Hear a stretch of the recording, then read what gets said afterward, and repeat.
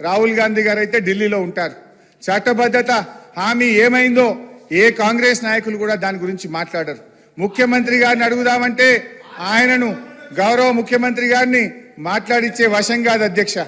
ఆయనను మాట్లాడిస్తే ఇక ప్రతిపక్షం మీద రగిలిపోతారు, ఫ్రస్ట్రేషన్తో పగిలిపోతూ మాట్లాడుతుంటాడు. ఆయన మాటలు ఎట్లుంటాయంటే అధ్యక్ష, ఆయన మాటలు పేగులు మెడలేసుకుంటా, కనుగుడ్లతో గోటీలాడతా, లాగుల తొండలు జొర్రగొడతా, పండబెట్టి తొక్కుతా, గోసి ఊడగొడతా, లాగులు ఊడగొడతా అంటూ రాక్షస భాషలో చెలరేగిపోతుంటే పాపం సామాన్య ప్రజలు ఈ ముఖ్యమంత్రి గారిని చట్టబద్ధత ఏమైంది, 6 గ్యారెంటీలు ఏమైందని అడిగే ధైర్యం ఉంటుందా అధ్యక్ష? అధ్యక్ష హరీశ్రావు గారు బడ్జెట్ పైన మాట్లాడండి. ఇది నేను మాట్లాడలేను, గౌరవ సభానాయకుడు అన్న మాటలే యాద్ చేసిన. బడ్జెట్ ఉన్నది అది అయితే అధ్యక్ష. ఓకే అధ్యక్ష. ప్లీజ్ అధ్యక్ష. అయితే